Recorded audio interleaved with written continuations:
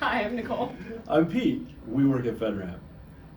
If you work on FedRAMP stuff, this is gonna be a little bit of a rough week. It's gonna feel like a rough week. We're dropping a lot of new proposed guidance updates, 6 requests for comments coming out today.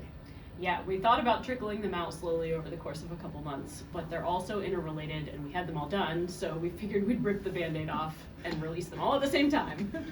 We really got to get this modernization done, right?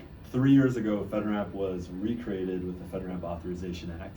A year and a half ago, OMB released M2415, which was a memo modernizing FedRAMP and directing us to do a ton of stuff, change the program entirely. Over the last year, we've been really working on implementing that. And these proposed changes are really kind of the culmination of that work, getting us over the finish line with modernization and outlining what things will look like from here on out. Yep, we've also staggered the close dates so that you have sufficient time to actually look at each one of the RFCs and not have a due date for all 6 of them on the same day. I think that was Nicole's idea and it was a good idea. Pro tips for RFCs. Yes, pro tips for reading RFCs, specifically for Pete's RFCs. Don't skip the background and the motivation. We put a lot of thought into outlining our thoughts going into the RFC. Why are we releasing this now? How is it going to affect you? So definitely read through the motivation in the background.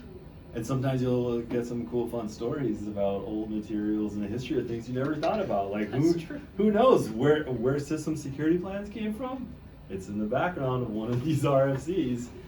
All right, the other thing we really advise you to do is read the whole RFC before you start making comments. We see this all the time. We'll see a comment about something about a third of the way through, and that comment is asking or saying something that is addressed later in the RFC. So read through it, think about it, then start writing down your comments. And specifically for these 6 RFCs, I would actually suggest that you read all 6 RFCs together as a complete body because they're so interrelated. Definitely do that. Definitely the main 4 around the marketplace. They are really tied together. They were originally kind of one RFC. It was just way too big. We realized we could make it easier for everyone to kind of break those out. Also, don't ask questions in the official public comments. We can't answer questions in comments. That's why it's called public comment, not public Q&A. If you have questions, there's discussion forums, there's community working groups.